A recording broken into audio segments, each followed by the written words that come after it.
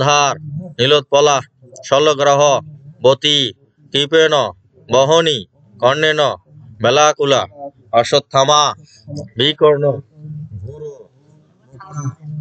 ধনা আবর্তিনী সতীর্ণা খলু বান্ধবী নন্নদী কৈবর্ত কেশবী পরাশর বসজ সরজ কমলম বিতার্থ বান্ধব পটম ননাক্ষণ কেশবম হরিকথা সম্বর্ধনা বোধিতম লোকেন সজ্জনসাৎ হরির হর হর পিপীয়মান মুদ্রা গুয়াত ভারত পঙ্কজ জন কলিমল প্রদর্শিন শিবশি মুখম গরতি বাসাল কুমকুম গঙ্গায়তি গ্রী ইয়াত কৃপ তমহং বন্দে পরমানন্দ মাধবম ইয়াম ব্রহ্মা বরুণেন্দ্র রুদ্র নারদ স্তবন্তী দুর্বার স্থৈর বিধি সংগ পদ ক্রম উপনিষদ বৈজয়ন্তী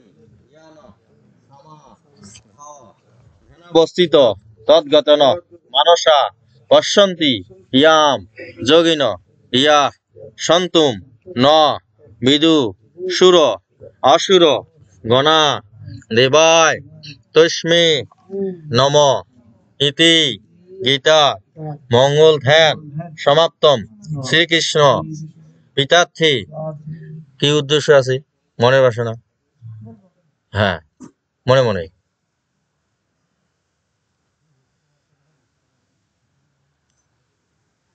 হ্যাঁ হ্যাঁ উপলক্ষে গীতা পাঠ ভক্ত সঙ্গ কীর্তনাদি কর্মাহম শ্রীকৃষ্ণ পিতার্থে করিষ্যামি। এখন আছে এই যে ভাই এই যে আতপ চাল এখানে কি দেওয়া আছে? দেওয়া নাই। আছে আতপ চাল? আতপ চাল আনি দাও তো লাগিবে। আছে আছে দুই তিনটা লাগবে মানে সংকল্পটা করতে। মধু দিয়েছি সকলে দিয়ে আসতে হ্যাঁ আমি জানি যে সকলে দেওয়া আছে। দুই তিনটা আতপ চাল দেন। আছে আছে আছে আছে হ্যাঁ এই আঙ্গুলে এইভাবে ধরবি নিচে মানে জলের নিচে এইভাবে হ্যাঁ জলটার নিচে হ্যাঁ হ্যাঁ নামা হ্যাঁ এটাকে বলা হয় অঙ্কুশ মুদ্রা ঠিক আছে মানে অঙ্কুশ মুদ্রায় ধরবে না না বলেন তাহলে আজকে হচ্ছে আমাদের হচ্ছে কি মাস হচ্ছে চলেছে ফাল্গুন মাস ফাল্গুন মাসে কয় তারিখ ফাল্গুনের 24 তারিখ আর এখন চলেছে আমাদের হচ্ছে শুক্লপক্ষ শুক্লপক্ষ না আস্তে আস্তে কোন তিথি চলেছে একাদশী তিথি না একাদশী তো কালকে মনে হয় আজকে তো দশমী তিথি হ্যাঁ মানে দশমী তিথি তাহলে কালকে যদি সবাই পালন করে তাহলে দশমী তিথি কৃষ্ণপক্ষ না শুক্লপক্ষ দশমী তিথি তাহলে মন্ত্র কর এখন আছে পৈতাটা একটু ধরবি হ্যাঁ হ্যাঁ হ্যাঁ ওইটা দিয়ে হ্যাঁ করে স্পর্শ করে বলে ওং বিষ্ণু বিষ্ণুর ওং তৎসদ্য ফাল্গুন মাসে 24 তারিখে রবিবারে শুক্লপক্ষে দশমী তিথিতে তোর নাম ভৈরব চন্দ্র কাশ্যপ গোত্রস্য পিতার নাম কর কাশ্যপ গোত্রস্য মাতার নাম কাশ্যপ গোত্রস্য স্থূল শরীর বিরোধনা জীব বদ এতৎ সর্বা পশ্যন্তি পূর্বক গণপতি দেবতা নানা দেবতা পূজা পূর্ব করঞ্চ এখন মনের কামনা বাসনা যদি থাকে না থাকলে নাই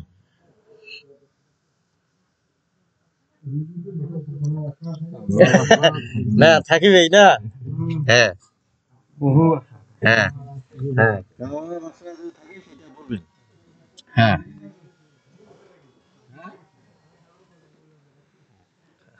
হ্যাঁ এটা ক হইলে তারপরে হয়েছে কবা হয়েছে হ্যাঁ অমরনাথী কামনাতে গোবিন্দ রাধা গোবিন্দ লক্ষ্মী নারায়ণ পূজা গীতা পাঠ ভাগবত পাঠ ভক্ত সঙ্গ কীর্তনাদি কর্মাহম করিষ্যামি যে আছে ওই ভগবানের চরণে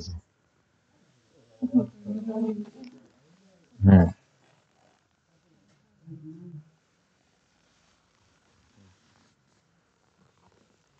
এখন আছে তোর কি এখান থেকে ওঠার কোনো প্রয়োজন আছে হ্যাঁ আর কাম কাজ নাই না যদি তুই এখান থেকে নড়িস তাহলে সেই ব্যবস্থা হইবে না নড়লে সেই ব্যবস্থা হবে না মানে মানে ওই কাম না করা পর্যন্ত তুই এখান থেকে নড়ির পাবি না না মানে তুই যদি উঠিবার চাস তাহলে সেই ব্যবস্থা হবে শিক্ষা বন্ধন পেয়ে যাবো হ্যাঁ তাইলে আবার একটা ফুল হ্যাঁ আবার আছে ফুল আর তুলসী পাতা মাথা ধর সকালে তো টাকা ওই শিখাটাতে আরে শুনে তাকে অবশ্য লোক করলে ব্রাহ্মণত্ব চলে যাবে তো সেজন্য ও বচ্চাতু সকল দেবা ব্রহ্মা বিষ্ণু মহেশ্বর কৃষ্ণত্রয় আসলা শিখা শিক্ষা মুক্ত ধর্মামি অহম আমার আছে আগে দিকে পেয়েছে তার উল্টা পাশে পেয়েছে এখন মুক্তি হ্যাঁ খুলে গেল ঠিক আছে তুই এখন আছে চাইলে নড়ি পাই আচ্ছা বুঝতে বাইক না কিছু নড়াচড়া করতে হবে হ্যাঁ নড়াচড়া করেই লাগবে না নিয়ে সেই জন্য তাকে আছে মুক্ত করে দেওয়াই আছে আমাদের জন্য ভালো হ্যাঁ তাহলে আছে মানে উদ্দেশ্য হচ্ছে কি আমাদের আছে শহর আছে মঙ্গল কামনার জন্য হচ্ছে আমরা আছে গীতা পাঠটা করেছি না হুম হ্যাঁ তাহলে আছে আমরা আছে সবাই আছে এখানে আছে ভাগবত বা গীতা আলোচনা করতে আসছি না তা আগে কিন্তু আছে আমি আছে বেদ পাঠক ছিলাম মানে বেদ পাঠ করছিলাম যে আমার হচ্ছে কৌতূহল ছিল কি যে যেহেতু আমরা হচ্ছে হিন্দু মানুষ বা সনাতন ধর্মের অবলম্বী না আর ছোটবেলা থেকে হচ্ছে বই পুস্তক পড়েছি এবং হচ্ছে আমাদের যে যারা বয়োজ্যেষ্ঠ গুরুজন রয়েছেন তাদের মুখ থেকে জেনেছি যে আমাদের হচ্ছে আদি হচ্ছে ধর্মগ্রন্থ বা প্রধান ধর্মগ্রন্থ হচ্ছে বেদ না তাহলে আমার যেহেতু প্রধান ধর্মগ্রন্থ বেদ তাহলে বেদে আগে আমার পড়তে হবে আমি আগে বেদ ছাড়া অন্য কিছু জিনিস পড়তাম না এদেরও তো ভাগ আছে বেদ হচ্ছে 4 প্রকার না বেদের হচ্ছে কোনো ভাগ নাই বেদের হচ্ছে অংশ আছে ঠিক আছে মানে বেদের হচ্ছে পাঠ আছে অংশ মানুষের শরীরে যেমন আছে 206টা হাড্ডি আছে না তা সেই রকম হচ্ছে বেদেরও হচ্ছে হাড্ডি আছে 4টা মানুষের যেমন শরীরের হাড় আছে 206টা হ্যাঁ আর সেরকম আছে এই যে বেদের আছে 4টা অংশ আছে একটা হচ্ছে আপনার আছে ব্রাহ্মণক আর একটা আছে অরণ্যক আর একটা আছে উপনিষদ আর একটা আছে সংহিতা আর এই যে বেদ হচ্ছে আগে বেদব্যাস আছে বেদকে আছে 4টা ভাগে ভাগ করছে বিভক্ত করছে মন্ত্রগুলো আলাদা করছে যে ঋগ্বেদ যজুর্বেদ সামবেদ অথর্ববেদ আর এই মানে এই 4 ভাগে ঋগ্বেদ সামবেদ অথর্ববেদ যজুর্বেদ এই 4 ভাগে তাই এই যে বেদের হচ্ছে যখন আমি পড়ি মানে পড়তে পড়তে যখন দেখি যে মানে আমি যখন কৃষ্ণ যজুর্বেদ পড়লাম আর অথর্ববেদ যখন পড়লাম তা অথর্ববেদের যে তৃতীয় অধ্যায় না প্রথম অধ্যায় আছে তৃতীয় প্রপাঠক মানে একটা আছে অধ্যায় আছে ওইখানে আছে একটা মন্ত্র পড়লাম তার মন্ত্রে আছে লেখা আছে বলতেছে ব্যক্ত আপ্যায়তম প্রাণস্ব আপ্যায়তম চক্ষুষ আপ্যায়তম চতংস আপ্যায়তম বলছে অনুবাদ হচ্ছে যে তোমার হচ্ছে বাঘ ইন্দ্রিয় মানে যেটা দিয়ে আমরা হচ্ছে কথা বলি তোমার বাঘ ইন্দ্রিয় ভগবত কথামিত পানে আপ্যায়িত করো তোমার হচ্ছে প্রাণবায়ু ভগবানের সাথে যুক্ত করো, তোমার হচ্ছে চক্ষু ভগবানের স্বরূপ দর্শনে নিয়োগ করো, এবং তোমার হচ্ছে কর্ণ ভগবানের কথা শ্রবণে নিযুক্ত করো। তা তখন আছে এইখানে যখন আছে ওই অনুবাদটা পড়ে আছে আমি হলাম, মানে মানে করলাম, চিন্তা করলাম যখন আছে ভগবত বলতে কোনটা বুঝে, যে ভগবতে কথামিত পানে আপ্যায়িত করে, তাহলে আমার কাছে কোনটা হচ্ছে পড়তে হবে। তখন আছে ভগবত, আমি জানি যে সকল শাস্ত্রের নামগুলো দেখলাম, এই যে ভগবত বলতে হচ্ছে শ্রীমৎ ভাগবত গীতাকে বলা হয়েছে, তাহলে হচ্ছে গীতার হচ্ছে কথাতে হচ্ছে নিজেকে আপ্যায়িত করতে বলা হয়েছে। তাহলে এই যে বেদে এসে তাহলে নির্দেশ দিয়েছে যে তুমি হচ্ছে তাহলে গীতা পাঠ করো, মানে বেদ নির্দেশ দিয়েছে চতুর্বেদে। অথর্ববেদেও কিন্তু এই মন্ত্র আছে, মানে ওইখানেও বলছে যে তুমি হচ্ছে ভগবতের সাথে যুক্ত হও, মানে ঋগ্বেদেও রয়েছে। তাহলে বেদে বলছে যে আপনার কাছে গীতার সাথে যুক্ত হইতে বলছে, গীতার সাথে যুক্ত হইতে বলছে। তাহলে গীতা হচ্ছে কি হচ্ছে সাথে যুক্ত হইলে কি হবে, আমরা সবাই হচ্ছে কি আত্মসত্ত্বের সাথে হচ্ছে যুক্ত হইতে পারবো, মানে নিজেকে হচ্ছে চিনতে পারব। এবং আমরা বর্তমানে এক নাম করি না, যে হরে কৃষ্ণ কৃষ্ণ কৃষ্ণ হরে হরে, হরে রাম রাম রাম হরে হরে, যেটা হচ্ছে আমাদের চৈতন্য মহাপ্রভু নির্দেশ দিয়েছেন। চৈতন্য মহাপ্রভু নির্দেশ, এখন চৈতন্য মহাপ্রভুর আছে নির্দেশ আছে, মানে চৈতন্য মহাপ্রভু আবার আছে চৈতন্য যে ভাগবত রয়েছে, চৈতন্য ভাগবতের আছে প্রথম যে খণ্ড রয়েছে, যেটা হচ্ছে আদিকাণ্ড মধ্যকাণ্ড অন্তকাণ্ড, মানে এটা 3টা কাণ্ড রয়েছে চৈতন্য ভাগবতের, আদিকাণ্ড মধ্যকাণ্ড আর অন্তকাণ্ড। অন্ত মানে শেষ, মানে শেষ কাণ্ড। এখন আছে এইখানকার হচ্ছে আদি যে কাণ্ড রয়েছে, আদি কাণ্ড হচ্ছে আমাদের আছে চৈতন্য ভাগবতের রচিত আছে বৃন্দাবন দাস, হ্যাঁ। তাহলে বৃন্দাবন দাস মানে ওই মধ্যকাণ্ডের 16তম যে অধ্যায় আছে, ষোড়শ যে অধ্যায় রয়েছে, ষোড়শ অধ্যায়ের আছে 314 নম্বর এবং 15 নম্বর পংক্তি, মানে লাইন যেগুলো রয়েছে পংক্তিতে আবার বলছে, ভগবান বলছে, চৈতন্য মহাপ্রভু বলছে যে যে গীতা ভাগবত লই সর্বভক্তগণ অন্য অন্য বিচারে এসব আখ্যান, যেজন শুনয়ে পড়ায়ে এসব আখ্যান, তাহারে মিলিবে একদিন গৌর চন্দ্র ভগবান। মানে চৈতন্য ভাগবত এই কথা বলতেছে যে চৈতন্য ভাগবত বলতেছে গীতা এবং ভাগবত মানে এই দুইটা হচ্ছে পাঠ করতে হবে বা পড়তে হবে, মানে যারা হচ্ছে এইসব হচ্ছে পড়িবে এবং শুনিবে তারাই কিন্তু আমাকে লাভ করতে পারিবে। যে গীতা ভাগবত লই সর্বভক্তগণ অন্য অন্য বিচারে এসব আখ্যান, যে সব শুনাইয়ে পড়াইয়ে এসব আখ্যান, তাহারে মিলিবে একদিন গৌরচন্দ্র ভগবান। তারা চৈতন্য মহাপ্রভু বলতেছে যে মানে গীতা এবং ভাগবত শুনতে হবে, মানে গীতার কথাই প্রথমে বলছে। তাহলে গীতা হচ্ছে যদি না শুনে না পড়ে, তাহলে তারাও হচ্ছে গৌরচন্দ্র পাবে না, ভগবানও পাবে না। আর হরে কৃষ্ণ মহামন্ত্র যদি জপ করি তাহলে কি হবে, আমরা খালি প্রথম হচ্ছে পাপ মুক্ত হইতে পারিব, ভগবান লাভ করতে পারবো কিনা এটা আমরা জানি না, বুঝতে পারছে না। মানে শুধু পাপ হচ্ছে ধ্বংস হবে, আর আমাদের হচ্ছে সনাতনীদের একমাত্র উদ্দেশ্য কি, মোক্ষ লাভ করা, একমাত্র উদ্দেশ্য হচ্ছে মোক্ষ লাভ করা।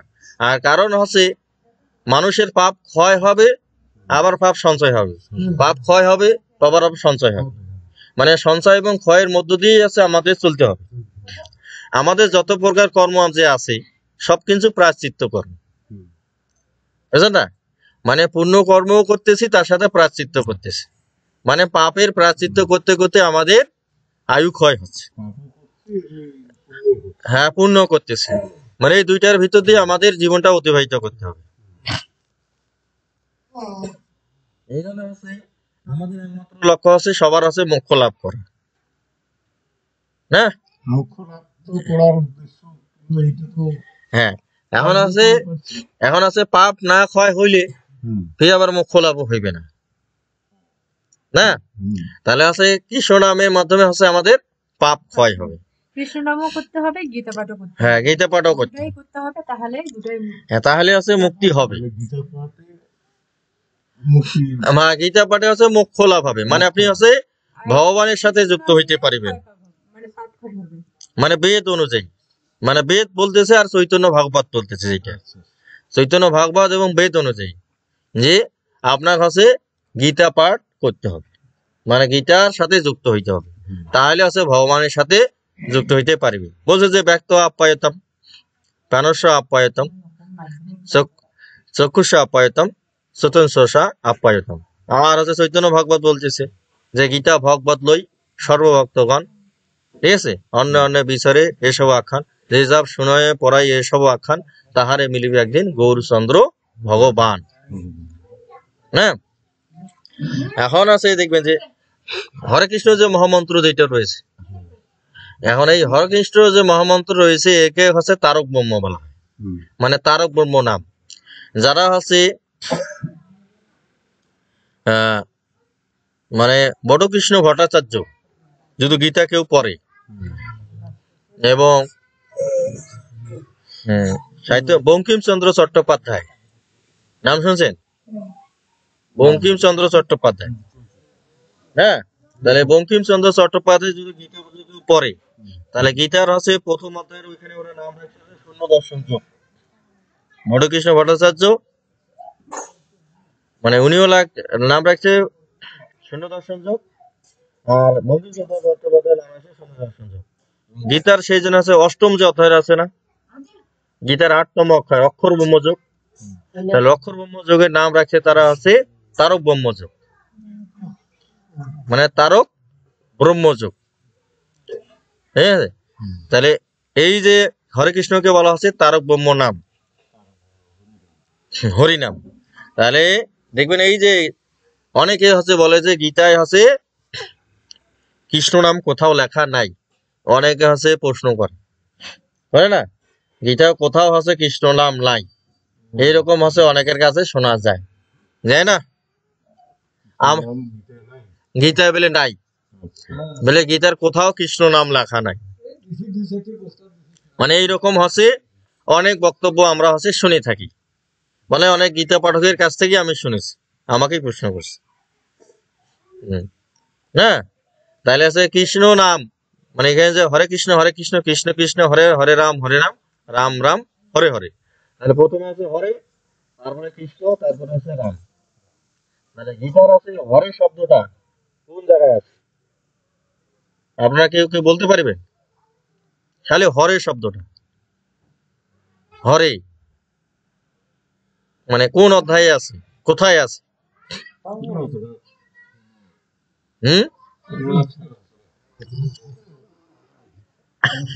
আছে আছে, কিন্তু হচ্ছে যারা হচ্ছে শিল প্রভুপাদের না গীতা পড়ছে না, ওই শিল প্রভুপাদের গীতার আছে প্রত্যেকটা অধ্যায়েতে আছে উমা হচ্ছে ব্যাখ্যাতে হরে কৃষ্ণ কৃষ্ণ কৃষ্ণ হরে হরে, হরে রাম রাম রাম হরে হরে, মানে এটা লেখা দেখছে ব্যাখ্যায়। কিন্তু আছে শ্লোক যে আছে গীতার, যে আমাদের 700 শ্লোক রয়েছে, এই 700 শ্লোকের মধ্যে কোথাও আছে গীতার হরে কৃষ্ণ শব্দটা লেখা আছে কিনা, এবং 700 শ্লোক আর 1402টা লাইন রয়েছে, মানে 1402টা লাইন, মানে গীতায় আছে 1402টা লাইন রয়েছে, আর শ্লোক সংখ্যা আছে 700 শ্লোক। আর কারণ আছে গীতার আছে প্রথম অধ্যায় যে আছে, প্রথম অধ্যায়ের 2টা শ্লোকে তিনটা শ্লোক, তিনটা লাইন দিয়া দুইটা করে শ্লোক দেওয়া আছে, মানে 3 লাইনে একটা শ্লোক, 3 লাইনে একটা শ্লোক করা আছে।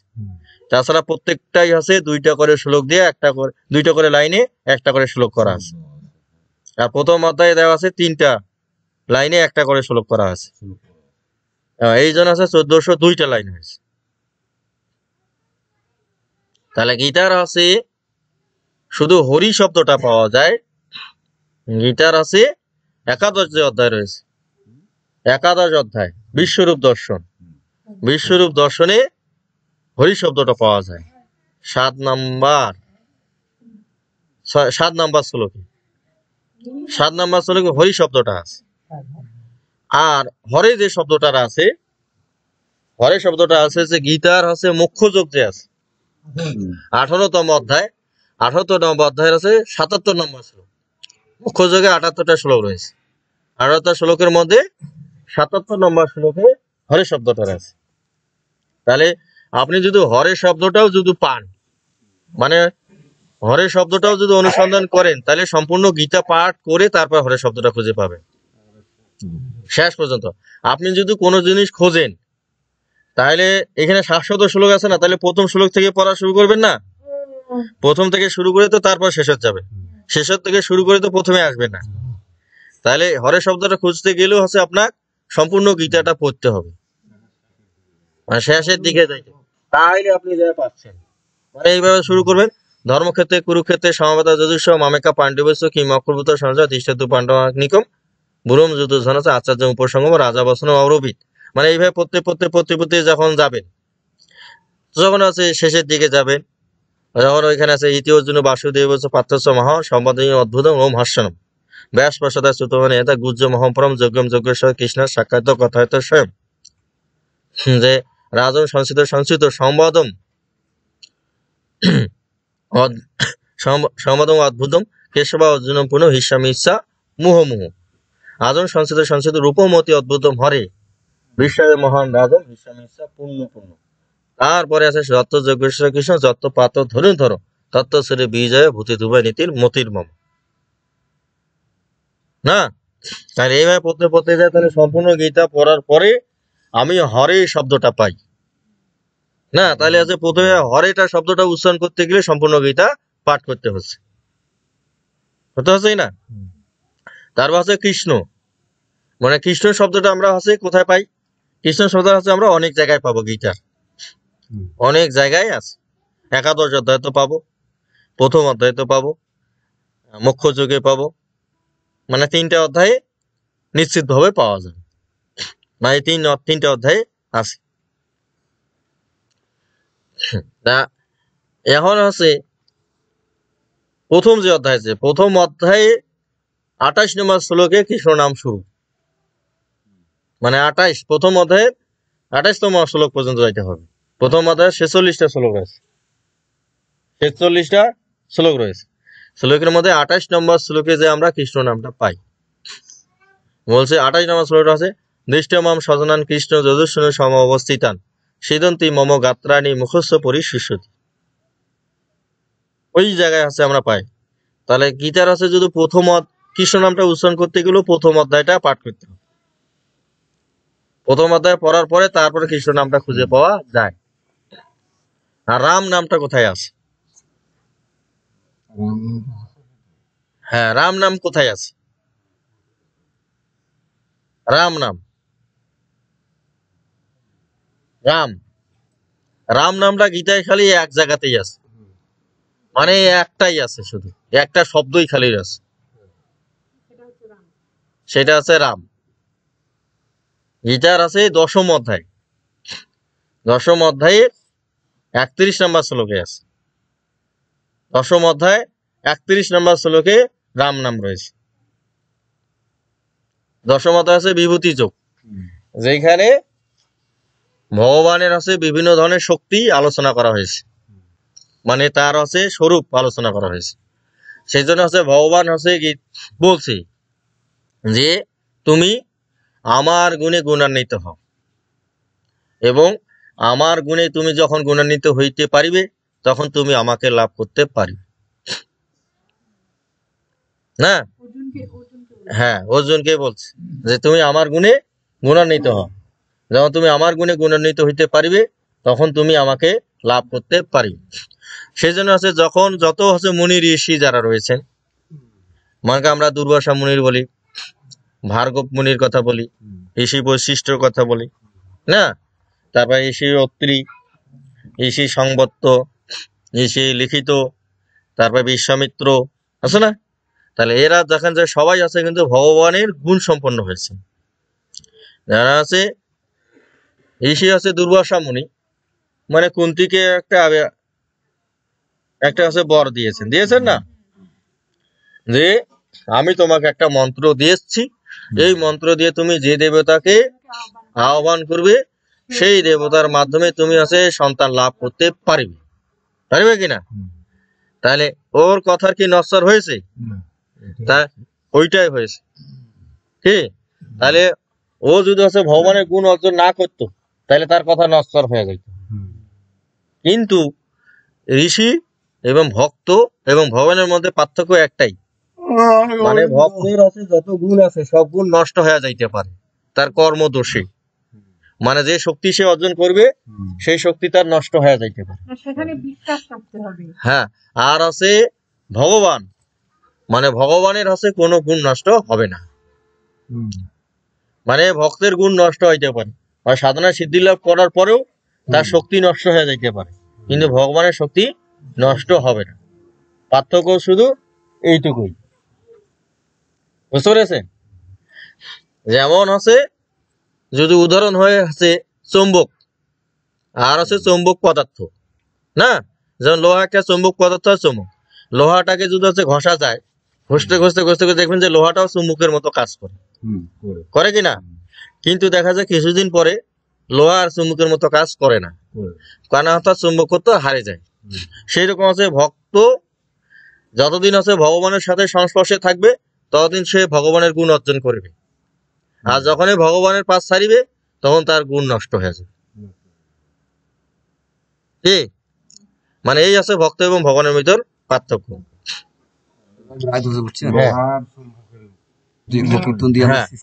হ্যাঁ, তাহলে এখন রাম যে নামটা রয়েছে, গীতার যে বিভূতি যোগ আছে, মানে বিভূতি যোগে ভগবানের যে স্বরূপ সেইটা ওখানে আলোচনা করা হয়েছে। ভগবান নিজে নিজে তার স্বরূপ গুলা তুলে ধরেছেন মৌখিক ভাবে।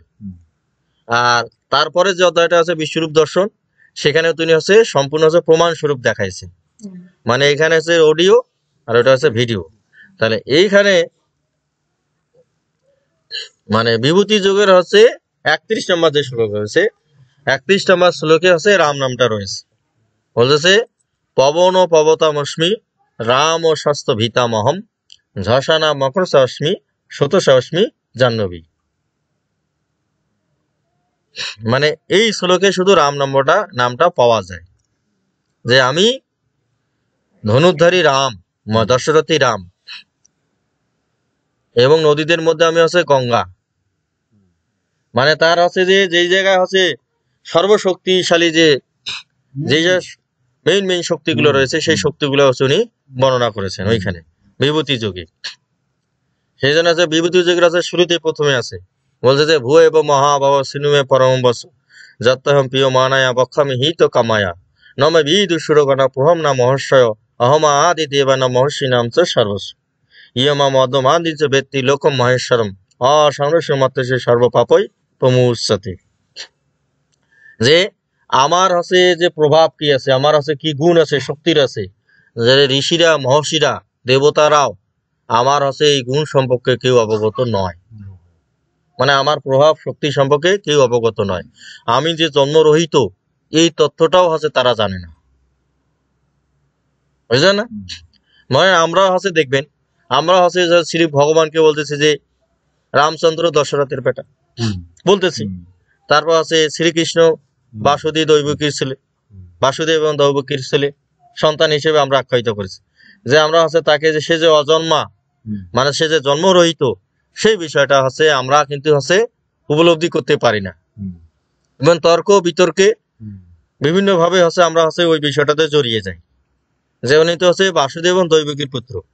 ভগবান শ্রীকৃষ্ণের পিতা মাতার নাম কি প্রশ্ন করি না, এবং পরীক্ষার খাতায় উত্তর লেখি এবং উত্তর দেই না, কিন্তু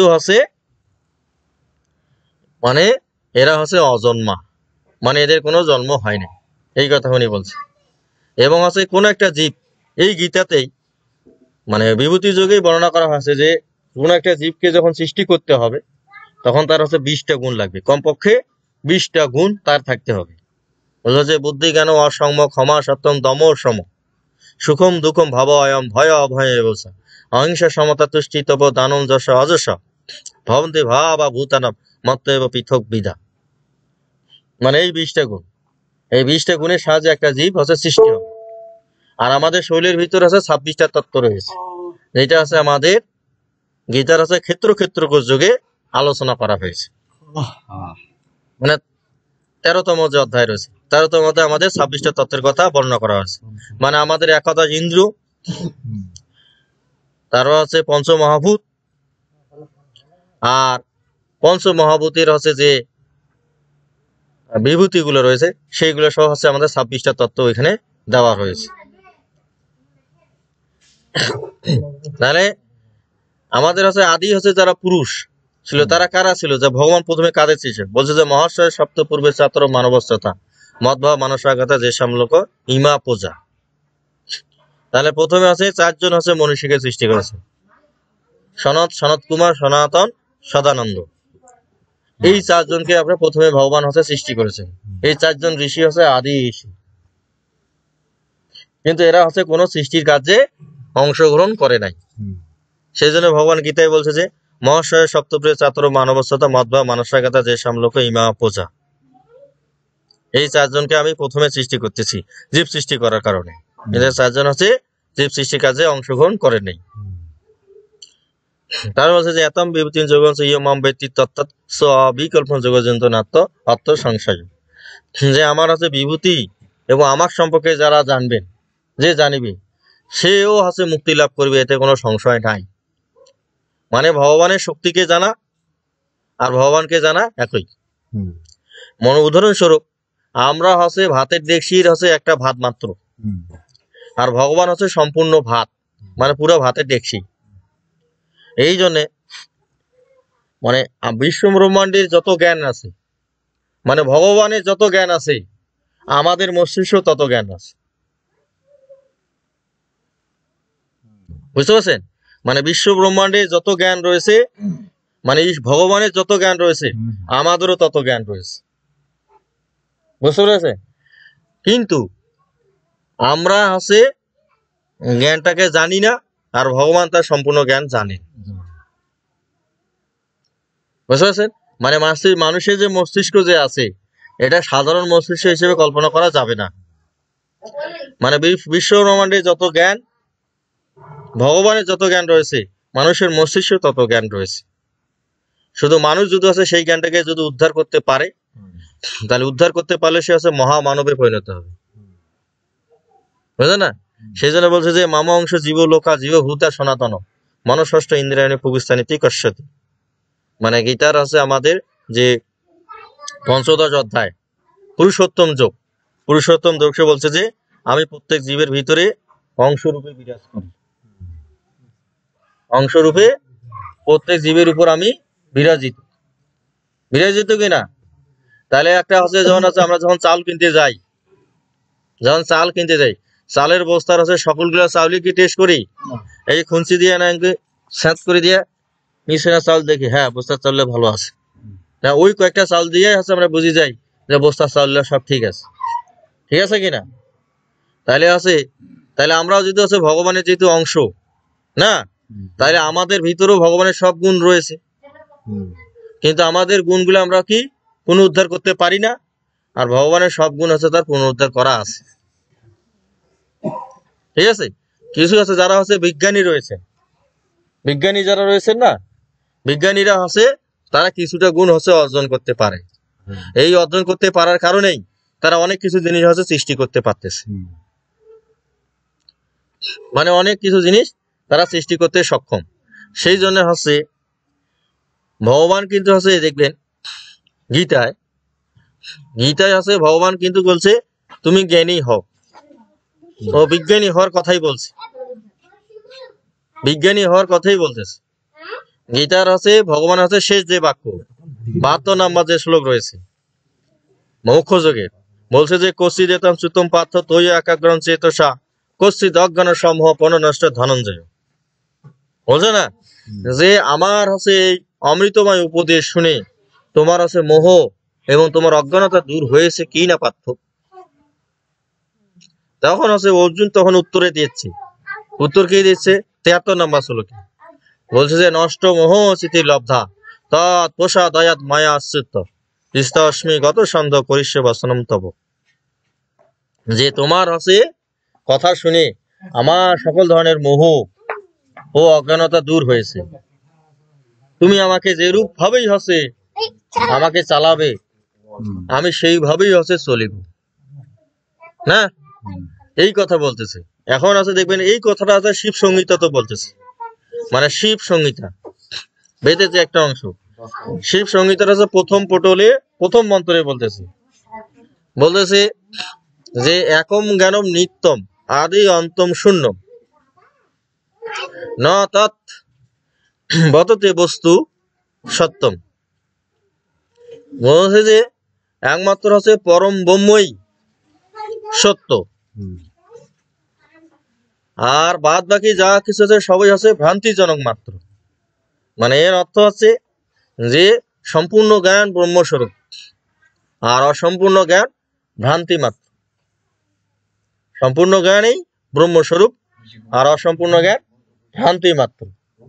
মানে যে হচ্ছে একটা বিষয়ের উপর যখন আপনি পরিপূর্ণ একটা জ্ঞান যখন লাভ করিবেন তখন আপনি কখনো বিচলিত হবেন না, মানে পথভ্রষ্ট হওয়ার সম্ভাবনা আপনার নাই।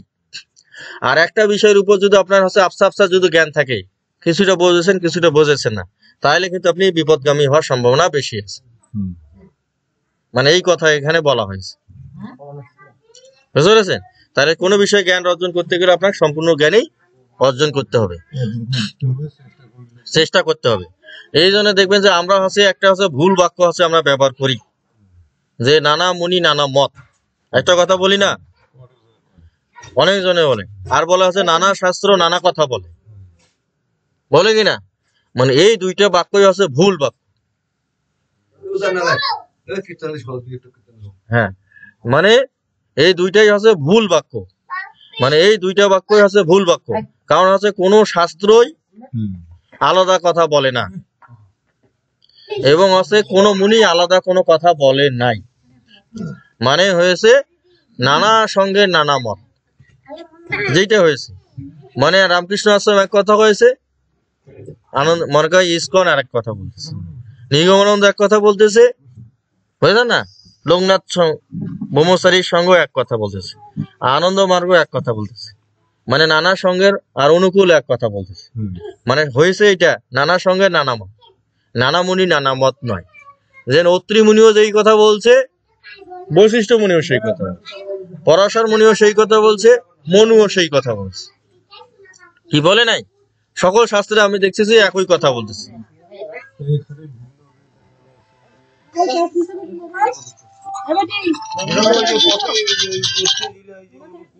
হ্যাঁ, এরা হচ্ছে আলাদা আলাদা হচ্ছে মত বাইর করছে। এই মত বাইর করার কারণে এই প্রবলেম গুলো তৈরি হয়েছে। যেমন আছে যেখানে এই যে নানা শাস্ত্রের মানা মত যদি হয়, দেখেন আমি আপনাকে উদাহরণ দিলাম, বেদও আছে আপনার গীতা পড়ার কথা বলতেছে, হ্যাঁ, তারপর চৈতন্য ভাগবত এও গীতা পাঠ করার কথা বলতেছে, বলতেছে না? দুইটা কি একই কথা বললো কিনা? বলেছে কিনা? তারপর আছে বেদও বলছে যে ঈশ্বর একজন, বেদও বলছে ঈশ্বর একজন। বেদ বলছে কি বলছে? এক অহম বহুশ্রী অহম, এক অহম বহুশ্রী অহম, আমি এক আছি বহু হব, আমি এক আছি বহু হব, বেদ বলতেছে। এখন যে গরুর পুরাণ আছে না, দেখবেন গরুর পুরাণও আছে প্রথম অধ্যায়ে 14তম মন্ত্র দেখবেন লেখা আছে, বলছে যে একম নারায়ণ দেবা দেবা নাম ঈশ্বর ঈশ্বর, একম নারায়ণ দেবা দেবা নাম ঈশ্বর ঈশ্বর। ঠিক আছে? পরম ব্রহ্ম পরম আত্মা জন্মাতে ইয়াত ভবেত, বলছে যে ভগবান নারায়ণই একমাত্র ঈশ্বর। ঠিক আছে? তিনি আছে ঈশ্বরেরও ঈশ্বর, তিনি সকল কিছু সৃষ্টি স্থিতি প্রলয় স্বরূপ। তাহলে আছে গরু পুরাণ, ও বলতেছে যে ঈশ্বর একজনেই, কি ঈশ্বর একজনেই। তাহলে আলাদা কি মত হইল? এখন ওই যে এখন নারায়ণ দেবা দেবানাম ঈশ্বর ঈশ্বর পরমাত্মা পরমাত্ম জন্মাদ ইয়াত ইয়াত ভবেত, জন্মাদি আদি ইয়াত ভবে। ঠিক আছে? যে আমি আছে সকল কিছু আছে স্রষ্টা, আমি পরমাত্মা পরম ব্রহ্ম। ঠিক আছে, আমি সকল ঈশ্বরের ঈশ্বর। তো ওইটা যদি হবে তাহলে মানুষের মধ্যে এখন হ্যাঁ, এই যে ভেদটা হওয়ার কারণ হচ্ছে কি, মানে শাস্ত্র সে না বুঝার কারণে। এই দেখেন, যখন আমি যখন শিব পুরাণ যখন পড়ি, তখন মনে করি যে শিবই হচ্ছে দেবতা, ভগবান। যখন ব্রহ্ম পুরাণ পড়ি, ব্রহ্মবৈত পুরাণ পড়ি, যখন হচ্ছে ব্রহ্মাই হচ্ছে সোজা। যখন আছে বিষ্ণু পুরাণ পড়ি, যখন বিষ্ণুই সর্বশ্রেষ্ঠ দেবতা। হ্যাঁ, যখন আছে মানসা মঙ্গল যখন পড়ি, ঠিক আছে, পদ্ম পুরাণ, তখন হচ্ছে মানসা দেবী হচ্ছে সর্বশ্রেষ্ঠ। যখন আছে দেবী ভাগবত পড়ি বা কালিকা পুরাণ যখন পড়ি, যখন আছে দেবী দুর্গাই আছে সব। চণ্ডী যখন পড়ি, তখন চণ্ডী আছে সব। মনে হয় কিনা? তাহলে দেখেন, এখন আমি এখন হচ্ছে আমার সর্বশক্তি নিয়ে কোথায় বিরাজ করতেছি, আমার সকল শক্তি নিয়ে আমি কোথায় এখন আছি? এই ভবানীদার বাড়িতে আছি আর ভৈরবের বাড়িতে আছি, আছি না নাই? তাহলে আমার এখন শক্তি কোথায় আছে? শক্তি এখন এখানে আছে। এইখানে আছে, আছে কিনা? তাহলে এখন আমি কি রূপে আছি? মানে সাধু বেশে আছি না নাই? সাধু বেশে আছে কিনা? আর যখন আছে আমি ধরেন হয় যে আমার নাম জগদীশ চন্দ্র রায়, নাম মনে হয় বলিনি না, তাহলে আমি জগদীশ চন্দ্র রায়। যখন আমি পিটিআই তে থাকি, আমি কিন্তু পিটিআই এর একজন প্রশিক্ষক। যখন পিটিআই এ যখন প্রশিক্ষক হিসেবে যখন থাকি, তখন আমার ওইখানে ড্রেস আলাদা থাকে, গেট আপ আলাদা থাকে, থাকে কি না? এই ড্রেসে কি থাকি? তাহলে তখন ওই জায়গায় তখন সর্বশক্তি নিয়ে যখন থাকি। যখন আমি বাড়িতে যখন যাই, গ্রামের বাড়ি যখন যাই, না, তাহলে ওইখানে আমার পিতা মাতার সন্তান রূপে আমি তখন এখানে বিরাজ করি। বাড়ি আমার দাউদি। হ্যাঁ, তাহলে ওইখানে আমি সন্তান রূপে বিরাজ করি। তাহলে আমি একই ব্যক্তি যখন যেই জায়গায় স্থানান্তরিত যখন হচ্ছি, তখন আমার গেট আপ স্বরূপ সব চেঞ্জ হয়ে যাচ্ছে। চেঞ্জ হচ্ছে কিনা? তাহলে যখন দেখবেন, ভগবান যখন মূলত এতগুলো অবতার হওয়ার কারণটা ভগবান কোনো অশুভ শক্তিকে নাশ করার জন্যই তিনি এই রূপগুলো ধারণ করেছিলেন। অশুভ শক্তিগুলো না দেখবে, মানে যখন আপনার মহিষাসুরক বধ করে লাগবে, তখন দেবী দুর্গা রূপে সর্বশক্তি রূপে প্রকট হয়েছেন। ওই একই ব্যক্তি দেবী দুর্গা রূপে সর্বশক্তি রূপে প্রকট হয়ে ওনাকে নাশ করেছেন। আর যখন কুরুক্ষেত্রে যুদ্ধ হয়েছে, তখন ভগবান শ্রীকৃষ্ণ রূপে উনি সর্বশক্তি নিয়ে এখানে প্রকট হয়েছেন। যখন জলান্ধরকে বধ করতে হবে, তখন উনি শিব রূপে ওইখানে সর্বশক্তি নিয়ে বিরাজ করেছেন। মানে যখন যাকে বধ করে, তখন যে রূপ নেওয়ার দরকার, তখন উনি সেই রূপ নিয়েছেন। মানুষ ঘুম ধরছে, হ্যাঁ। আমরা চলে যাবো 10টা বাজতে। হ্যাঁ, তাহলে কোনো শাস্ত্র কোনো আলাদা কথা কিন্তু বলে না। হ্যাঁ, আল্লাহ আমরাই। এই জন্য দেখবেন এই যে গীতায় দেখবেন, গীতা তো বলতে যে সর্বধর্মম পরিত্যাজ্যম মামেকম শরণম ব্রজ অহং ত্বম্যহং সর্বপাপ মোক্ষয়িষ্যামি মা শুচো। ভগবান শ্রীকৃষ্ণ এই কথা বলছেন, ভগবান বিষ্ণু। হ্যাঁ, সর্বধর্ম পরিত্যাজ্য করে তুমি আমাকেই স্মরণ করো। হ্যাঁ, এখন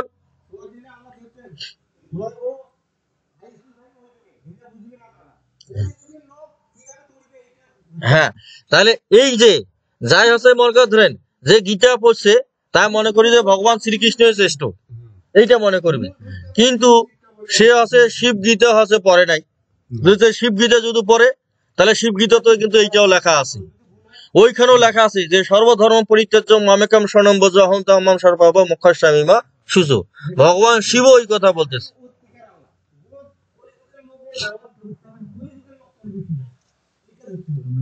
হ্যাঁ, হ্যাঁ, এখন হ্যাঁ, হ্যাঁ, মানে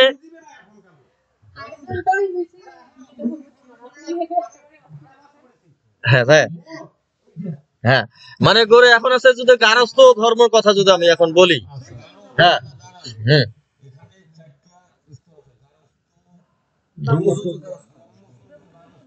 হ্যাঁ, হ্যাঁ, কোন আশ্রমে কতটুকু সময় কাটাবে, সেই আশ্রমে কতটুকু সময় হুম হুম কোন ধর্ম পালন করবে, হুম হুম এই আলোচনা এখন। হ্যাঁ, তাইলে আছে এই যে গারস্থ ধর্ম সম্পর্কে আমাদের আছে যে অথর্ব বেদ আছে যে, হ্যাঁ, মানে অথর্ব বেদ যে আছে, এখন অথর্ব বেদে বলা হয়েছে মানে ভগবান ব্রহ্মার কাছে যম হচ্ছে প্রার্থনা করতেছে, বলছে যে হে ভগবান, ঠিক আছে, হে ভগবান, ব্রহ্মা আমাদের হচ্ছে শত আয়ু দিয়েছেন, কেউ যেন হচ্ছে 100 বছরের পূর্বে কেউ যেন মৃত্যুবরণ না করে, কেউ যেন মৃত্যুবরণ না করে, মানে বেদে বলা হয়েছে। তাহলে আমাদের হচ্ছে মানে মানুষের আয়ু দেওয়া আছে, গড় আয়ু হচ্ছে 100 বছর। তাহলে 100 বছরকে হচ্ছে 4 ভাগে ভাগ করা হয়েছে। তাহলে 25 বছর হচ্ছে আপনার হচ্ছে ব্রহ্মচর্য, আর পরের 25 বছর হচ্ছে আপনার গৃহস্থ, পরের 25 বছর হচ্ছে আপনার বানপ্রস্থ, আর পরের 25 বছর হচ্ছে আপনার সন্ন্যাস। তাহলে 25 বছর 1 থেকে 25 বছর আছে ব্রহ্মচর্য, আর 26 থেকে 50 পর্যন্ত হচ্ছে গৃহস্থ, আর আছে 51 থেকে 75 পর্যন্ত হচ্ছে আপনার বানপ্রস্থ, আর 76 থেকে 100 পার কেউ যদি হচ্ছে আরো দীর্ঘায়ু হয় তাহলে সেটা হচ্ছে সন্ন্যাস। সন্ন্যাস না? তাহলে এই যে সময়টা আছে যে 1 থেকে 25 বছর পর্যন্ত আছে ব্রহ্মচর্যের কথা বলা হয়েছে। তাহলে এই সময় হচ্ছে যারা হচ্ছে শিক্ষা অর্জন যারা করতে পারবে, মানে এর আগে হচ্ছে কাউকে হচ্ছে বিবাহ দেওয়ার কথা কিন্তু বলা নাই, মানে এরা হচ্ছে সংযত হয়ে জীবন যাপন করে হচ্ছে বিদ্যা শিক্ষা অর্জন তারা করিবে, মানে গুরু গৃহে যে হচ্ছে সে কাজ করবে। হ্যাঁ, তারপর দেখেন যে এই যে দেখেন এই যে জীবন বিন্যাসটা দেখেন, তারপর আছে 26 থেকে 51 বছর পর্যন্ত 50 বছর পর্যন্ত বলা হচ্ছে গৃহস্থ, না? তাহলে আপনি তো হচ্ছে যদি গৃহস্থ জীবন যাপনে যদি করেন তাহলে একজন কোন নারী সঙ্গী ছাড়া তো হচ্ছে জীবন যাপন করিবেন না। তাহলে দেখেন এমন সিস্টেম করে দিছে, একজন আছে মেয়ে মানুষের দেখবেন আছে যে যখনই 50 বছর 48 বা 50 যখনই হবে তখনই তার হচ্ছে রজক্রিয়া বন্ধ হয়ে যাবে, মানে তার হচ্ছে সন্তান উৎপাদন করার ক্ষমতা শেষ, ঠিক আছে? তাহলে আছে তার আছে শেষ, তখন আপনি আপনার থেকে এখন বানপ্রস্থে চলে যাচ্ছে। যদি আপনি উদ্ভট এবং উচ্ছৃঙ্খল হন তাহলে আপনি অন্য নারী গাদ্দার নতুন নতুন আছে মেয়ে মানুষ খুঁজে বেড়াবেন, কি?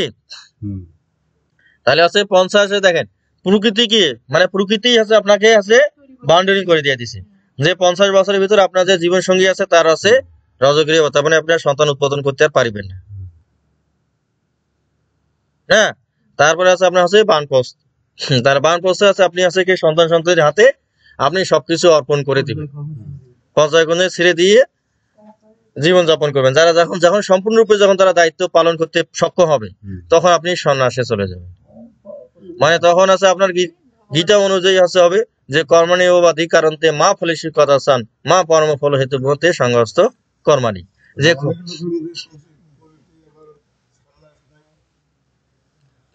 না এখন আছে ও সন্ন্যাস পর্যন্ত টিকলে চিনি না, কারণ আছে ও আগে 75 বছর পর্যন্ত বাসুক, না?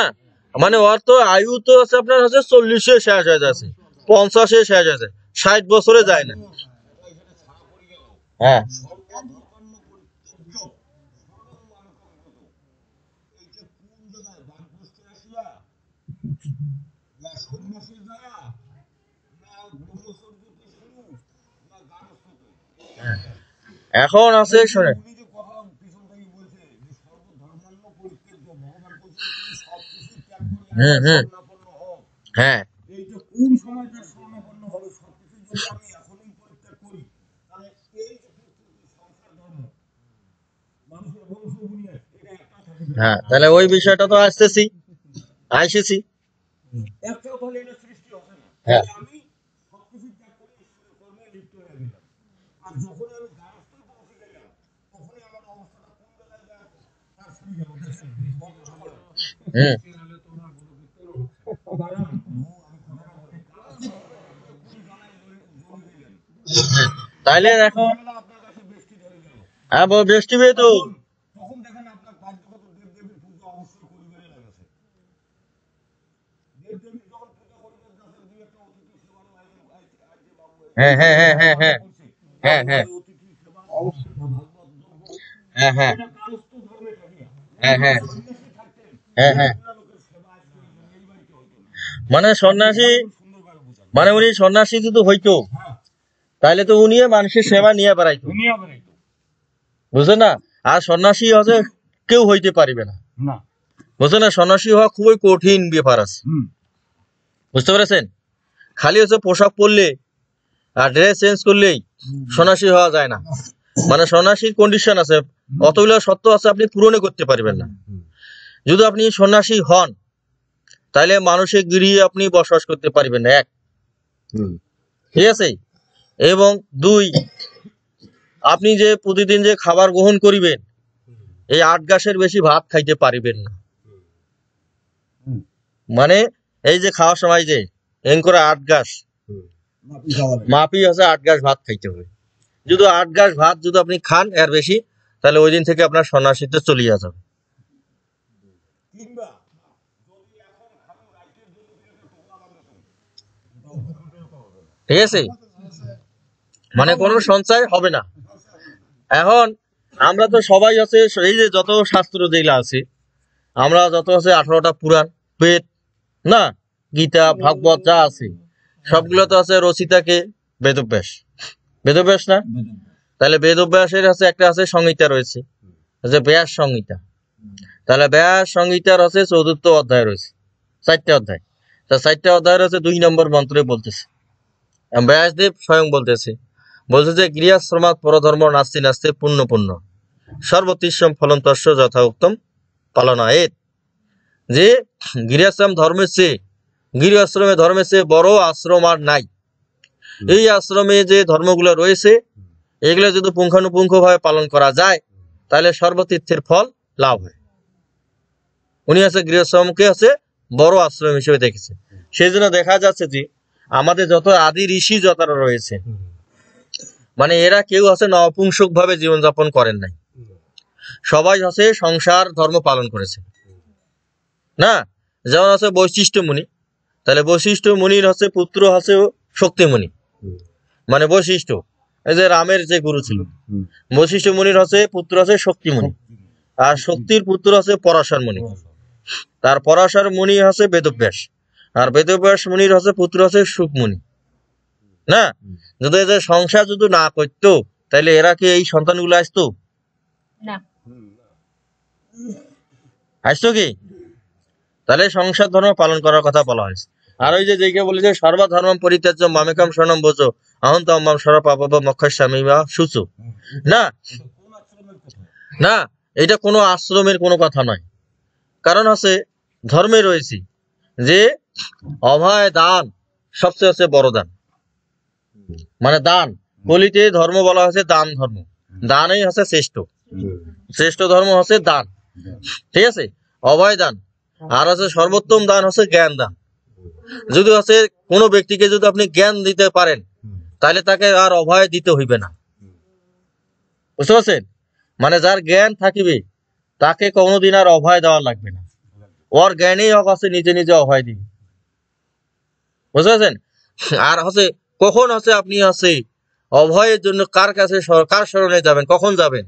যখন হচ্ছে একজনকে যখন দেখিবেন যে আর সর্বশক্তি দিয়া আমাকে রক্ষা করতে পারিবি, মানে সর্বশক্তি দিয়া এর কাছে গেলে আমার কোনো বিপদ আপদ কোনো কিছুই থাকিবে না, মানে তখন তার শরণ আপনি নিবেন। কি একজনকে না চিনা পর্যন্ত তার শরণ কি আপনি নিবেন? তাহলে মানে অর্জুন আগে মানে বিশ্বরূপ দেখার আগ পর্যন্ত হচ্ছে কৃষ্ণ কৃষ্ণই কইছে, ভগবান কিন্তু কয় নাই। ভগবান বলছে কৃষ্ণই বলছে। আমাদের গীতার আছে 18টা অধ্যায় রয়েছে, 18টা অধ্যায় রয়েছে না?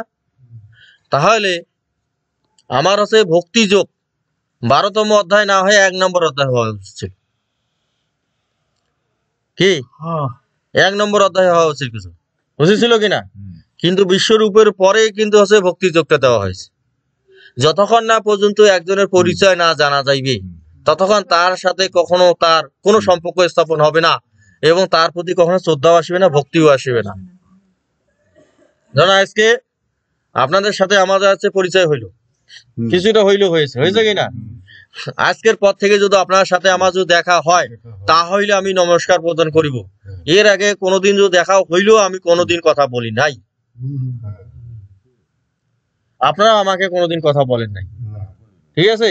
তাহলে পরিচয় না হওয়া পর্যন্ত কারোর সাথে কোনোদিন ভক্তি আসবে না।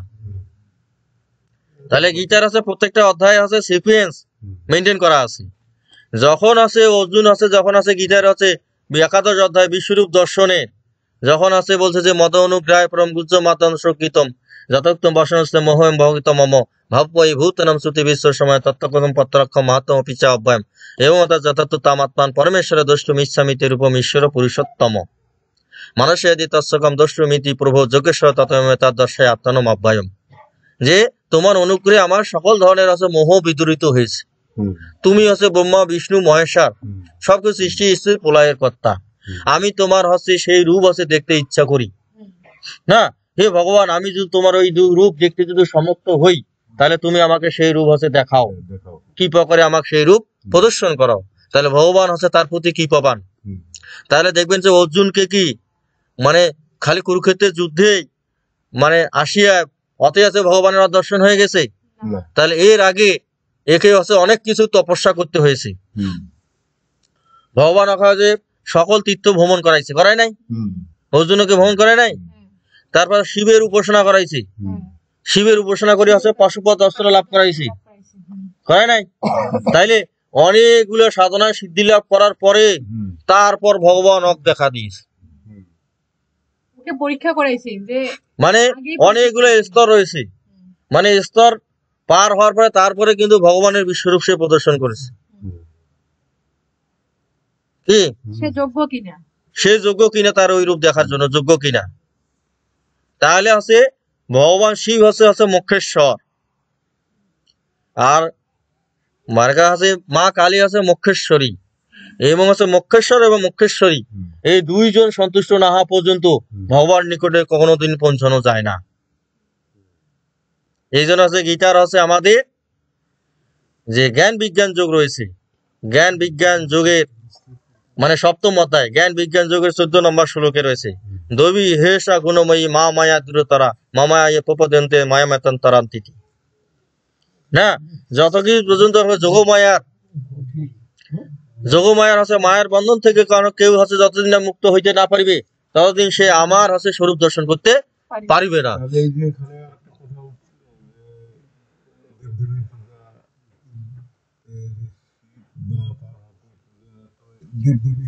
হ্যাঁ হ্যাঁ,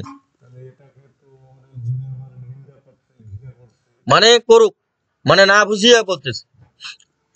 যেমন এই যে চৈতন্য যে ভাগবত, মানে যারা নিন্দা করেছে তারা তো চৈতন্য ভাগবত চৈতন্য চরিতামৃত মেনেই করতেছে, কিন্তু চৈতন্য চরিতামৃতটাও এবং চৈতন্য ভাগবত খানও সে ভালো করে পড়ে নাই। কারণ চৈতন্য ভাগবতে বলছে যে জন শিব না পোজে সে মরে পোজে কেন, মানে চৈতন্য ভাগবতে বলতেছে যে জন শিব না পোজে সে মরে পোজে কেন, যা শিব পূজা করে না সে কেন মোর পূজা করে?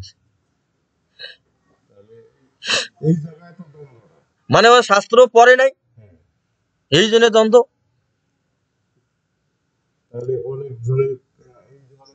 মানে শ্রীকৃষ্ণ যখন বিশ্বরূপ দর্শন যখন হয় তখন তো ওখানে হ্যাঁ, মানে ওলা হচ্ছে না জানিয়া হচ্ছে ওইলা চিন্তা করে, মানে সেই জন্য আমি হচ্ছে অনেক হচ্ছে যে ওই সাধুর সাথে হচ্ছে মানে ইয়া লাগে, তর্ক লাগে না লেগেছে। শুনেন, আপনি হচ্ছে সাধু হয়েছেন, আমি আমাকে সাধু হইবার না ভাই, আমি হচ্ছে আপনাকে একটা অভিশাপ দিব আর আপনি আমাকে একটা অভিশাপ দিবেন, যে কার অভিশাপটা লাগে। যদি আপনারটা আমাকে লাগে আর আমারটা যদি আপনাকে লাগে তাহলে বলবো যে আপনি আমার চেয়ে বড় সাধু। আর আছে আমি বলছি যে আমি হচ্ছে সম্পূর্ণ গীতা মুখস্থ করে আপনাকে দেখাবো আর আপনি আমাকে সম্পূর্ণ গীতা মুখস্থ করে দেখাবেন যে ভগবানের কৃপা কার আছে, প্রতিযোগিতা হবে। এখানে নিন্দা করার কি আছে? না, যদি হচ্ছে ভগবানের কৃপা যদি আপনার বেশি হয়ে থাকে তাহলে আপনি এইটা সম্পূর্ণ আয়ত্ত করতে পারবেন, আর যদি কৃপা আপনার না থাকে তাহলে আপনি পারবেন না, আর আমার না থাকলে আমি পারবো না।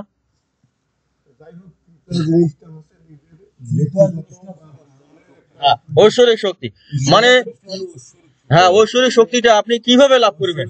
ভগবান সন্তুষ্ট হইলে তো লাভ করতে পারবেন, না তা না হইলে তো লাভ করতে পারবেন না। পারবেন কি? হুম, হ্যাঁ হ্যাঁ হ্যাঁ, ওইখানে আছে এই যে বিভূতি যোগে যে যে মহাশয় সপ্ত পূর্বে চাতর মানবস্থাতা মাধবা মানসাগাতা যে সামলগ্ন ইমাম পূজা, যে প্রথমে আছে 4 জন মহর্ষিকে আমি সৃষ্টি করেছি। সনত কুমার, সদানন্দ, সনত কুমার। এই হ্যাঁ, সেইরকম সন্ন্যাসী, মানে সেই হ্যাঁ এরা সেইরকম সন্ন্যাসী, এরা হচ্ছে ওই যে এই যে ভগবানের এই কথাটা এইখানে এসে লিখে হয়ে গেল, সর্বধর্মান্য পরিত্যাজ্য শরণং মাম প্রপদ্যতে, যে সর্বধর্ম সবকিছু ত্যাগ করিয়া আমার শরণাপন্ন হও। ওরা ওইখানে লিপ্ত হইয়া ওই দিকে চলে গেল, ওই ব্রহ্মচর্যতে ওরা সন্ন্যাসের পথ। হুম হুম আর আমরা যখন গার্হস্থ্যে ঢুকে গেলাম, সন্তানাদি যখন পালনাতে পড়ে গেলাম, এই যে আমরা মানে কিভাবে এই সংসারটা বিস্তৃত হয়ে পড়ে গেলাম, তখন দেবদেবী বলে মানে যেখানে ভালো থাকি, যেভাবে ভালো থাকি, এই বাবু আজ যে এই অনুষ্ঠানটা করছে, অবশ্যই তার মনের একটা কল্পনা ছিল হ্যাঁ হ্যাঁ হ্যাঁ হ্যাঁ ব্যক্তি ডাকে নিয়ে আসবে, হ্যাঁ হ্যাঁ হ্যাঁ এটাও একটা ভালো রে। হ্যাঁ হ্যাঁ হ্যাঁ? এই যে যোগ্য মানে সত্য কথা তারপরে যে এই যে যোগ্যগুলো হয়েছিল, হুম যোগ্যের কথাই বলেন, যোগ্য কি মান ছাড়া হয়েছিল? না যোগ্য কি সংসারী লোক বাদে কোনো সন্ন্যাসী যোগ্য করছিল? কোনো সন্ন্যাসী যোগ্য করছে নাকি?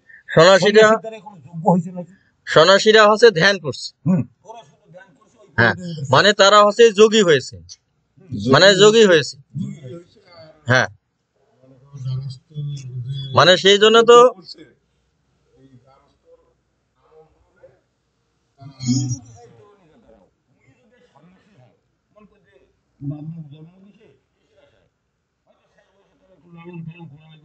হ্যাঁ হ্যাঁ হ্যাঁ হ্যাঁ হ্যাঁ আমার ওই বাবা মাটা কে দেখাশোনা করবে? তাহলে এই সৃষ্টি কেন, কিসের জন্য এই সৃষ্টি? সর্বধর্মান্য যদি আমি সব ত্যাগে করে চলে গেলাম, গার্হস্থ্য থেকে সন্ন্যাসী আপনি নিতে চাচ্ছেন। হ্যাঁ অবশ্যই গারস্থ ধর্মে এই যে বাবু ঠাকুর বলছিলেন তাহলে যে আপনি গারস্থ ছেলে ধর্মে মেয়েকে আসতেই দায়িত্ব হবে, দিতে সবচেয়ে বড় আশ্রম হলো গারস্থ আশ্রম। হ্যাঁ। এখানে গুরু সেবা, পিতামাতার সেবা, সন্তানাদির লালন পালন, এই তিনটা বড় দায়িত্বপূর্ণ। না, এখানে আছে গারস্থ আছে 9টা কর্ম আছে, মোট আছে 9টা কর্ম আছে। মানে অত্রি সংহিতায় 9টা এবং দক্ষ সংহিতায় যেটা আছে আমাদের আছে এই যে মা পার্বতীর যে পিতা, হ্যাঁ মানে দক্ষ মহারাজ, মানে তার একটা সংহিতা রয়েছে।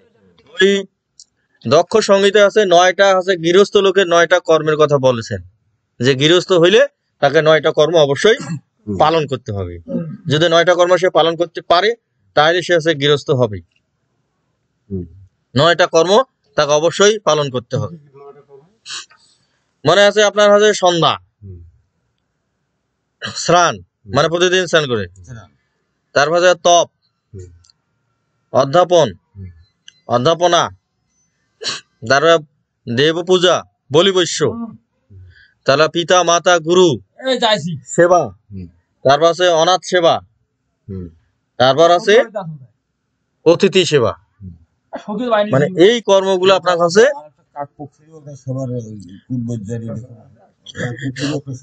হ্যাঁ, ওইটা হচ্ছে ভূত সেবা, ঠিক আছে। তাহলে ওই যে অনাথ মানে হইলে তো অনাথের ভিতরে পড়ে যায়, ঠিক আছে। তাহলে এই যে 9টা কর্ম আপনার কাছে করতে হবে, মানে এই যে 9টা কর্ম যদি আপনি পুঙ্খানুপুঙ্খভাবে যদি করতে পারেন তাহলে আপনি আছে গারস্থ ধর্মে আছে সঠিক পথ। মানে সঠিক পথ, এবং গারস্থ থেকেই হচ্ছে আপনি আছে মানে উদ্ধার লাভ করবেন। তাহলে সেই জন্য দেখবেন গীতার আছে আমাদের 3য় অধ্যায়ে কর্মযোগ রয়েছে, কর্মযোগ রয়েছে না? তাহলে হচ্ছে আমাদের হচ্ছে দ্বাদশ মহাজনের কথা বলা হয়েছে, দ্বাদশ মহাজনে বলা হয়েছে যে মানে স্বয়ম্ভু নারদ শম্ভু বলছে, কপিল মুনি ব্যাস, এইরকম আছে প্রহ্লাদ ভীষ্ম জনক, ঠিক আছে, আর বলি বৈশ্য, এইরকম আছে দ্বাদশ মহাজন আছে। যে প্রহ্লাদ, ভীষ্ম, জনক, তারপর সুকমুনি, তারপর আছে বলি মহারাজ, তারপর হচ্ছে আহ 12 জন আছে।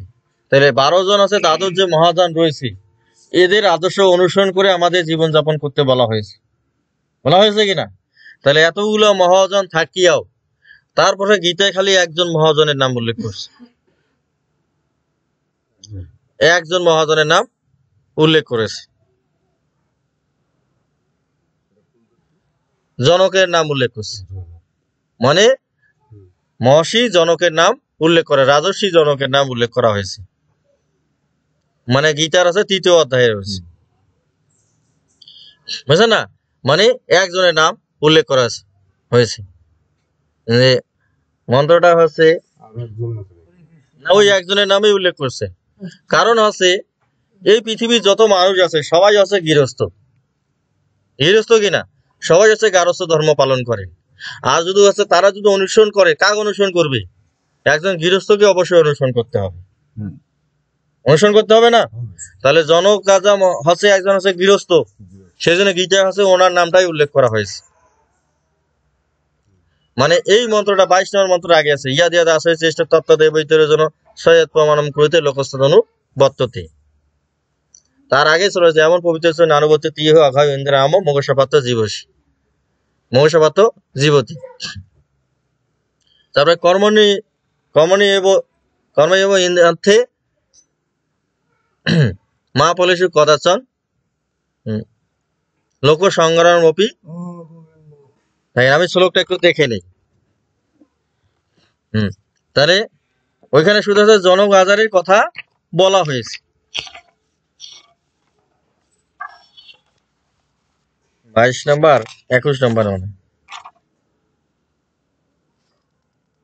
হ্যাঁ এইখানে বলছি যে 20 নম্বর শ্লোক 3য় অধ্যায়ে বলছে কর্মণেব হি সংসিদ্ধি মাশ্রিত জনকাদয় লোকসংঘ ইয়াবাপি সংপর্ষণ কর্মকর্তুম ইয়াবর্ষি। বলছে যে জনজাতি রাজারাও কর্ম দ্বারাই সিদ্ধি প্রাপ্ত হয়েছিলেন, জনজাতি রাজারা কর্ম দ্বারাই সিদ্ধি প্রাপ্তি হয়েছিলেন। অতএব জনসাধারণকে শিক্ষা দেওয়ার জন্য তোমার কর্ম করা উচিত। যে কর্মনির্ভর সংসিদ্ধি আস্থিত জনকাদ লোক সংগ্রাম ব্যাপী সংপর্ষম কর্মকর্তুম ইয়া অবশ্যই। যে তাহলে অন্য মহর্ষিদের নাম এখানে তো বলতে পারতো কি না? তাহলে আছে আমরা যে গৃহী, আমাদের হচ্ছে কাকে অনুসরণ করতে হবে? মহর্ষি জনক যেভাবে জীবনযাপন করছে, উনি সংসার ধর্ম পালন করিয়া হচ্ছে ভগবানকে লাভ করছে। তাহলে এইখানে আমাদের আছে দ্বাদশ যে মহাজন হয়েছে, যে শাম্ভু নারদ শম্ভু কুমার কপিল মুনি প্রহ্লাদ জনক ভীষ্ম বলি বৈশ্য আর বৈশ্যয়। নালে এখানে আছে যারা আছে শাম্ভু নারদ হচ্ছে একজন আছে মহাজন, তারপর আছে শম্ভু মানে আছে শিব হচ্ছে একজন মহামুনি, যে কুমার ওই যে সনত কুমার যে আছে, যে সনত কুমার সদানন্দ সনত কুমার একজন। তারপর কপিল মুনি একজন আছে মহাজন, তারপর আছে মনু উনি একজন আছে মহাজন, তারপর প্রহ্লাদ আছে একজন মহাজন, জনক আছে একজন মহাজন, ভীষ্ম একজন মহামান, বলি রাজা একজন মহামান, আর বৈশ্য কি মানে হচ্ছে সুকমুনি। এই যে 12 জন আছে মহাজন রয়েছে, দ্বাদশ মহাজন বলা হয়। এই দ্বাদশ মহাজনকে অনুসরণ করে আমাদের জীবন আচরণ করতে বলা হয়েছে।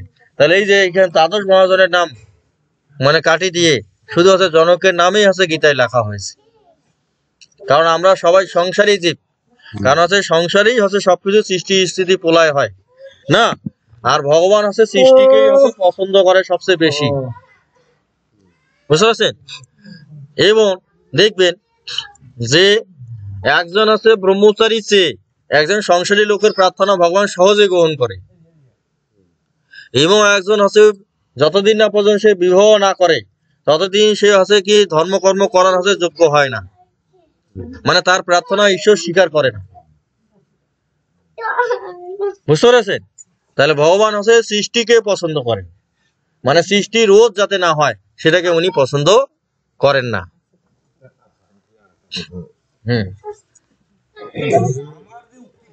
হ্যাঁ হ্যাঁ হ্যাঁ, আমার কথা নয়, এটা গীতার কথা। এটার কথা হ্যাঁ, ভগবানের গীতার। এখানে বিশ্লেষণ করা হোক হ্যাঁ, যে সব কিছু ত্যাগ করে ঈশ্বর শরণাপন্ন হোক হ্যাঁ, বুঝলি? হ্যাঁ। এখন আছে সর্বধর্ম পরিত্যাজ্যং, এই জিনিসটা আপনার কাছে বুঝতে হইবে।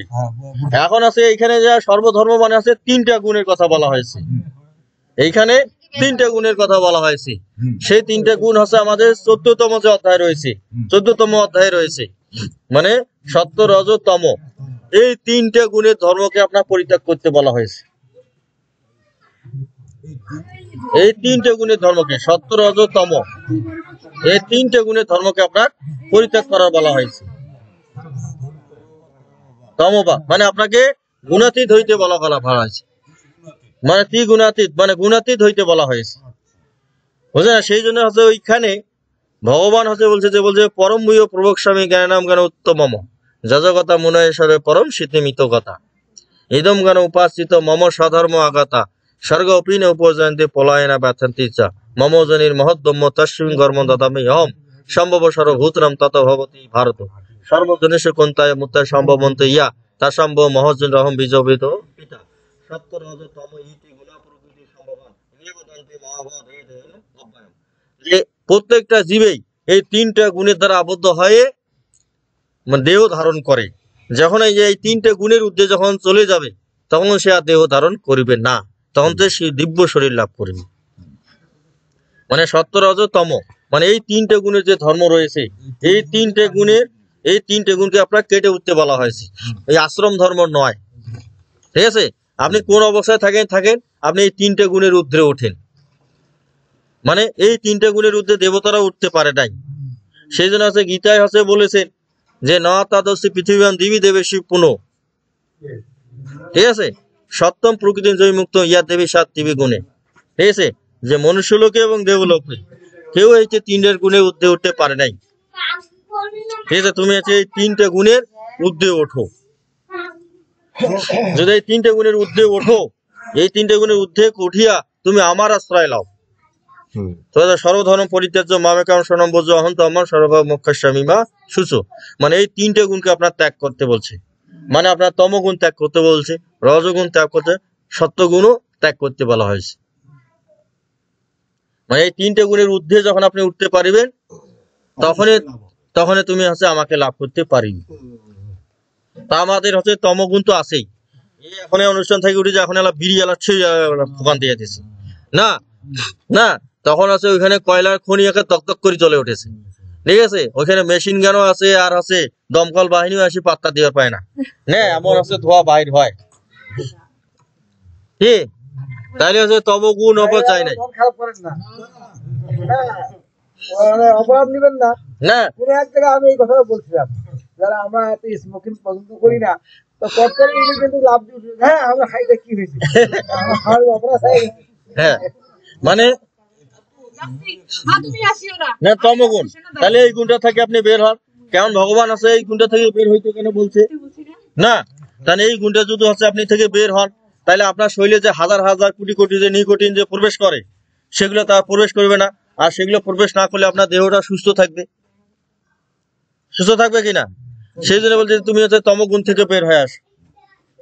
মানে সে খালি নেশাটা যে তমগুণ তা নয়, মানে তার সাথে মানে মদ খায়, গাঁজা খায় কিনা, এগুলো হচ্ছে তমগুণ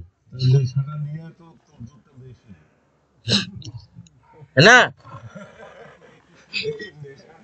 হ্যাঁ, এখন আছে দেখবেন আমরা যদি কলি যুগে, হ্যাঁ শোনেন, আমরা যদি হচ্ছে কলি যুগের হচ্ছে জীব হই না, তাহলে যে কলি যুগে যে জীব দেখবেন, কলি যুগে যদি আপনি চৈতন্য মহাপ্রভুকে যদি আমি ফলো করি, মান অনুসরণ করি, যদি চলি, যেন চৈতন্য মহাপ্রভু হচ্ছে খালি পান খাইছে কিন্তু গুয়া খায় নাই, চুনো খায় নাই।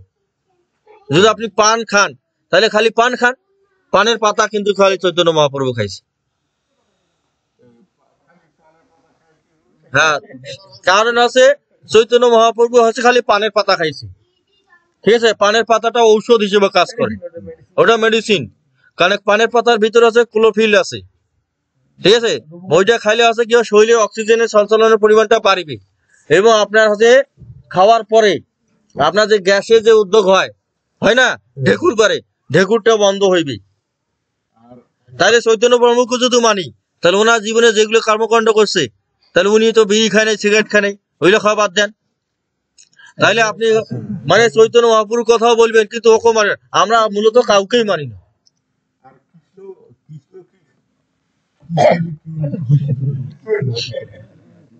না কৃষ্ণ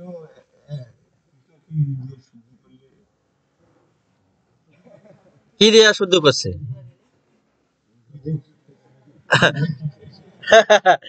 হ্যাঁ, তাহলে সবাই খাওয়ার সাথে হ্যাঁ যে কোনো একটা খেয়ে মুখ শুদ্ধ করে হ্যাঁ তাহলে আছে এই যে শুদ্ধ করার যে ব্যাপারটা আছে, এইটাতে আপনার আছে হ্যাঁ, তাই এইটাতে আপনার আছে ইয়া সংহিতা রয়েছে, শতাতপ সংহিতা।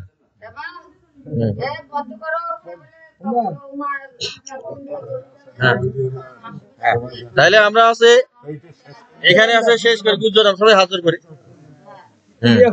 হ্যাঁ তাহলে আছে ভৈরব, আইসো সবাই আইসো। হ্যাঁ আইসো আইসো। হ্যাঁ হ্যাঁ মোট কথা শোনেন, মানে শাস্ত্রে যেটা আমি দেখেছি, মানে আমাদের যারা আছে মানে এই পথে আছে, মানে তারাই আছে মনে করে আগুন মনে করে নরকতাই, বুঝতে পারছেন না?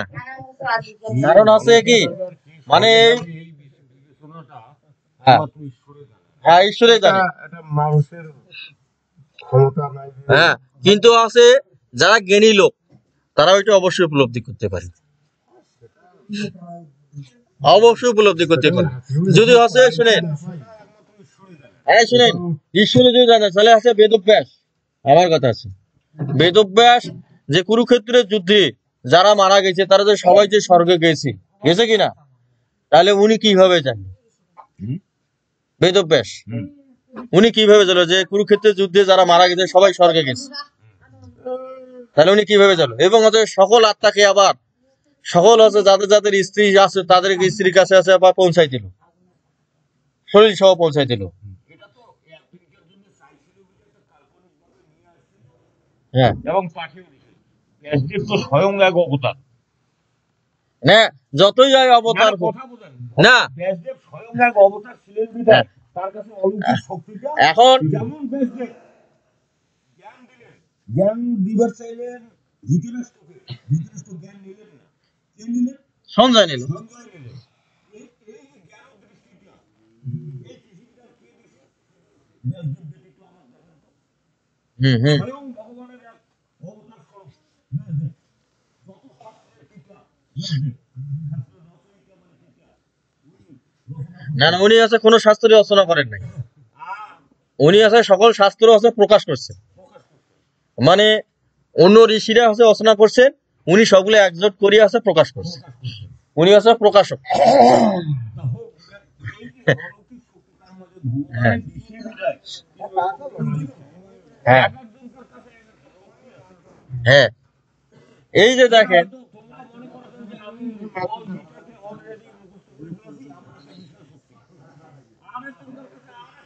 আরো শক্তি আছে।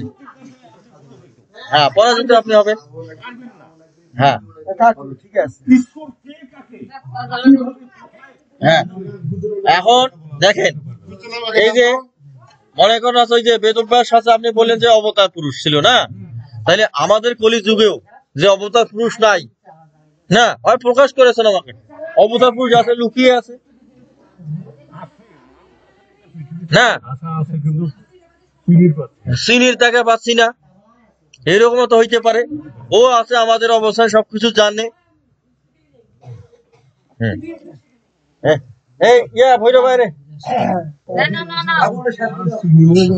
হ্যাঁ হ্যাঁ চেষ্টা করে দেখছি। আমি মনে করছি যে আমি হ্যাঁ হ্যাঁ হ্যাঁ মানে শুনেন, বলেন বলেন। আপনি আছে যে কোনো একটা শাস্ত্র খালি এক পৃষ্ঠা থেকে একবার শেষ প্রশ্ন পর্যন্ত খালি পড়েন, এই ধৈর্যতা যদি আপনার যদি থাকে, তারপর আপনি মনে করবেন যে আমি সবকিছু জানি। আমরা যে একটা যে বই যে কিনি, ওই বইটার আছে এই প্রথম পাতা থেকে শেষ পাতা পর্যন্ত কি পড়ি কোনোদিন? অনেকে পড়ে না, তাহলে ওই ধৈর্যটাই নাই। হুম হুম একেবারে ইয়া হলে হয়। হ্যাঁ তাহলে হতে হয়। হ্যাঁ তাহলে হাত জোর করি সবাই তাহলে তাহলে ওম গঙ্গা গীতার্ষ সাবিত্রী সীতা সত্তা পতিব্রতা ব্রহ্মবলী ব্রহ্মবিদ্যা ত্রিসন্ধ্যা মুক্তিগেহিনী অর্ধমাত্রা সীতানন্দা ভবগ্নি ভ্রান্তি নাশিনী বেদত্রয়ী পরানন্দা তথাত্ম জ্ঞানমঞ্জুরি জয় গীতা জয় গীতা জয় গীতা ওম যাদক্ষরং পরিভীষ্টং মাত্রাহীনস্য ইয়াদ ভবেৎ পূর্ণম ভবতু তৎসরন্তৎ প্রসাদয়াৎ সুরেশ্বর ওম পাপহং পাপ কর্মহং পাপাত্মা পাপ সম্ভব তৈমাম সর্বপাপব্য হর হরি ওম হরি হে নারায়ণ দয়া করো দয়াময় রক্ষা করো প্রভু ঈশ্বর পরমকৃষ্ণ সচিদানন্দ বিগ্রহ অনাদি আদি গোবিন্দ সর্বকারণ কারণম ফুলগুলো দেন সবার হাতে হাতে দেন অঞ্জলিটা দিয়ে দিই